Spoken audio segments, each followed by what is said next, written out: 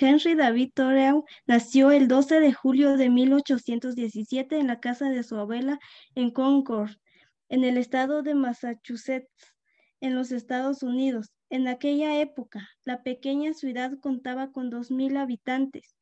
En los alrededores hay colinas, lagos, lagunas, ríos, bosques y todo lo que permite gozar del paseo, la caminata, la herborización, el canota- canotaje, los baños, actividades que Thoreau practica y teoriza. Esta configuración contribuye a que el niño viva de lleno en contacto con la naturaleza, que llegará a ser el concepto rector de su pensamiento.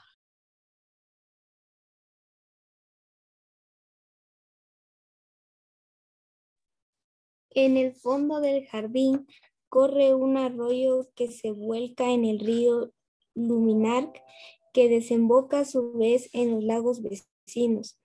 La realidad hidrológica del lugar produce en el niño cierta poética del agua llamada a convertirse en un pensamiento de la hidrología, luego en filosofía y sabiduría de la hidrología. La infancia continúa circulando por la travesía existencial de Thoreau, que hará de su vida una obra de arte, viviéndola como un niño, libre, sin ataduras, construyendo cabañas, trepando a los árboles, echando en el pasto, mirando los paisajes entre las piernas, pescando, remando, recogiendo flores, paseando, obedeciendo a su capricho, viviendo en su mundo y mirando el de los adultos con sospecha, desconfianza, recelo, sino ya desprecio.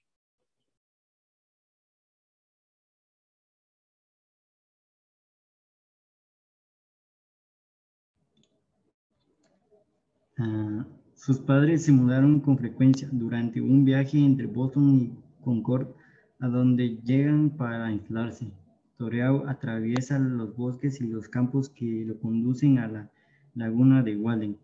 En la hora epónima, que tenía entonces 4 años, en realidad, los biógrafos afirman que tenía 5 y que ese recuerdo constituye el primer estrato de su memoria. Habla del paisaje fabuloso de sus sueños de niño. El filósofo ama la infancia por su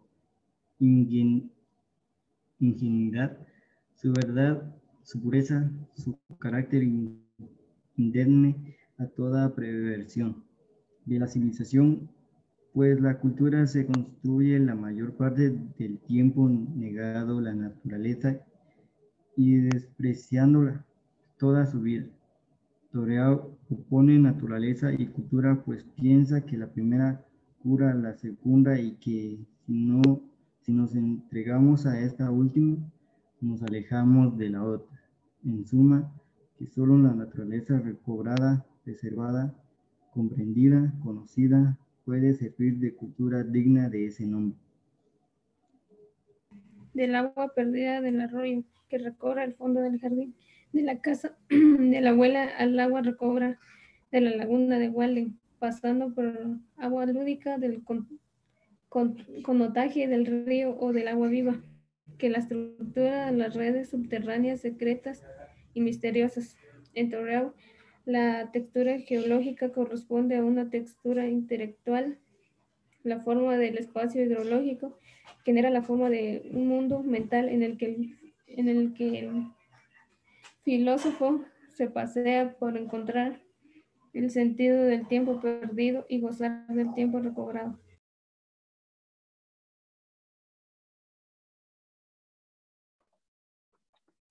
La familia paterna de Thoreau procede a las islas anglonormadas, no Guernsey, como lo afirma como por errores Emerson durante su elogio fúnebre, sino Jersey, más precisamente Saint Helier, su capitán, al que antepasado abandonaba en 1773 para partir hacia América en un barco corsario. El hijo del comerciante de vinos de Jersey se ha tonelero en Boston y se casa con la hija de un gentilhombre escocés y de una cuáquera.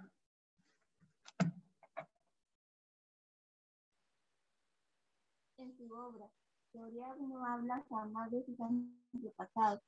Una vez, al pasar, reivindica su ascendencia normanda al escribir en su diario: yo, descendiente de esos normandos que adoraban a Thor, pasó el día sin adorar ni a Thor ni a Cristo, pues su único Dios es la naturaleza, a la que adora, no de rodillas como un devoto, sino como místico que ansía la fusión.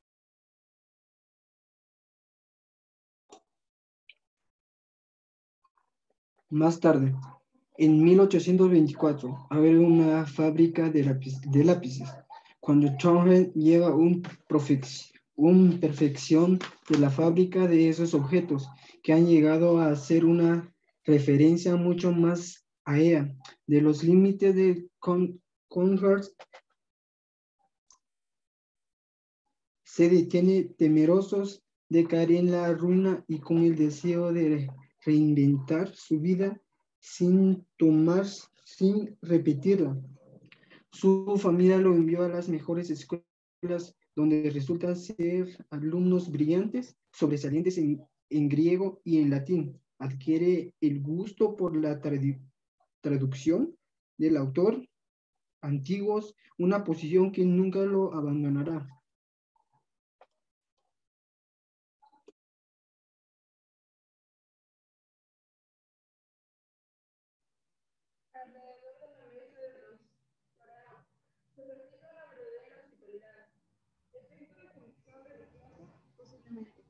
Pero también efecto de la nacionalidad política en sentido amplio y no de periferia.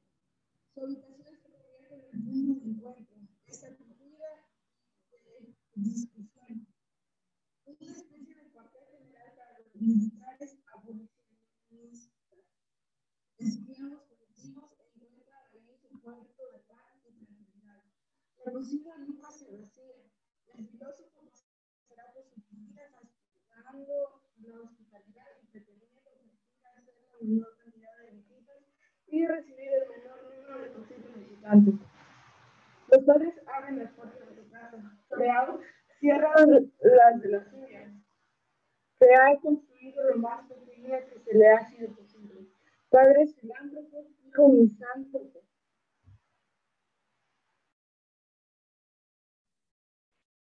Con frecuencia, Torreal y su hermano John escapan de los cursos y parten al campo a estar en contacto con la naturaleza, observación de las flores y de los animales, natación, puro placer de existir, lejos de la gente, lejos del mundo, lejos de los docentes, lejos de los padres, en casa, parloteo y conversaciones, en el campo, silencio y murmullos de la naturaleza. Ya en esta época de su existencia, la naturaleza le parece un remedio para la civilización, la campiña, una terapia contra el mal de las ciudades, la soledad, una panaque para curar el dolor de las mundanidades de Concord.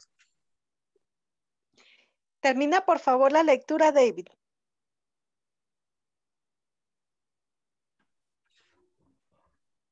Cuando termina de cursar sus 4 años en Harvard, pronuncia en discursos de graduación en el que ya se encuentra toda su temática futura, el aborrecimiento al espíritu comercial, la crítica del rey dinero, la celebración de un modo de vida que se resiste a estas divinidades modernas. En 1837, al cumplir los 20 años, abre la primera página de su diario que se terminará el día de su muerte con 14 volúmenes completados.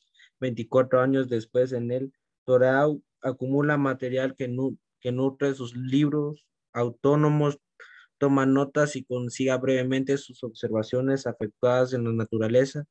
pero también sus estados de ánimo y sus reflexiones. Ese mismo año la nombran profesor en la escuela pública de Concord. Es una época de castigos corporales. La pedagogía disciplinaria obliga. Toreau evidentemente se niega a aplicarlos. Un miembro del consejo de administración de la escuela lo culmina a atenerse del reglamento y a cumplirlo si hemos de crecer uno de sus biógrafos, Germain Landry Augier, en el prefacio de Walden, el filósofo designa a 6 alumnos al azar, les pega e inmediatamente presenta su...